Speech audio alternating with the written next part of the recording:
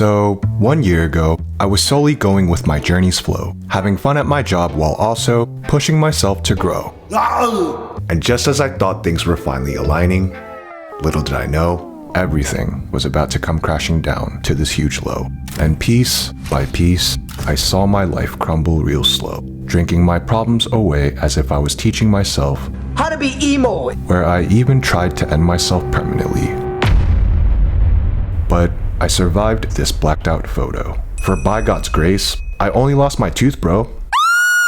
And obviously he wasn't done with me because I woke up with air in my lungs, yo, making me see that I have a lot of light left to shine. However, he first needed to shatter my big over-controlling ego, since I needed to be centered in him before I started spreading his light, even though I'm still here a year later, feeling like a complete couch potato. And I'm actually typing this poem on the sofa during my depressed-filled plateau, as all these unhealed wounds consume my mind, making me spiral out of control like a deadly tornado. Just cause I currently don't have a direction or goal in mind, while I look out the window, wondering what's the destination other than heaven, as I try not to use my inner turbo.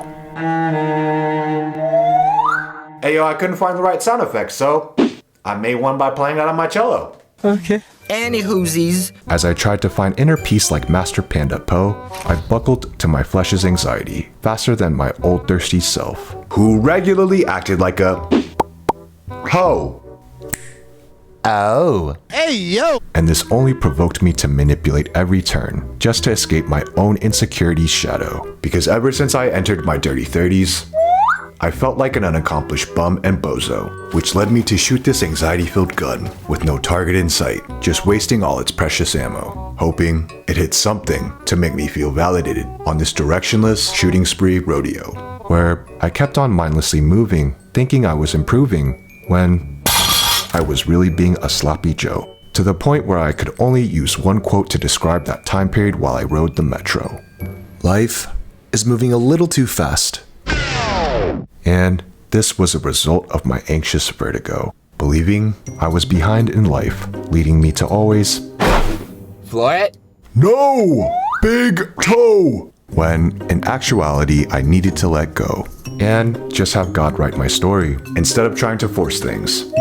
But I didn't get the memo until I absolutely crashed on the fast lane like a falling domino.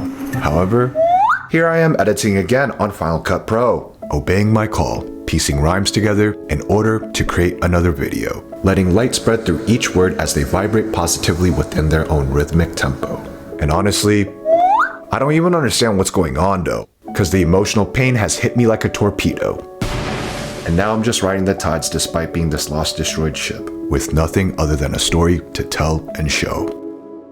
Yet, when I take the time to see things in the hindsight row, I realized all this suffering produces perseverance to reach the tomorrow. And after going through this long, ongoing, firing meadow, I am not close to being healed, but at least I'm doing my best to overcome my negative thinking neuro as I take steps towards healing, where I'm no longer afraid to do it solo. And despite the brokenness, I'm not gonna let that stop me from showing my authentic glow.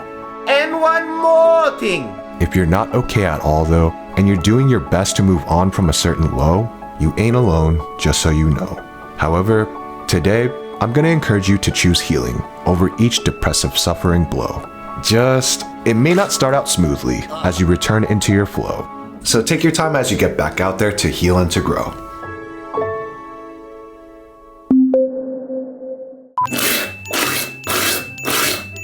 Bro, I am making such a mess right here.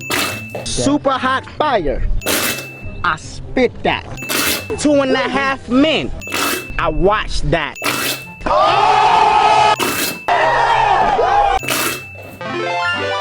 Oh my gosh, that was so much spitting. What?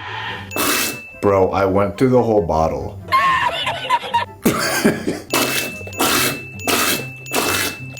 Bro, half an hour on one scene of spitting? Huh? Yeah, I'm gonna call it.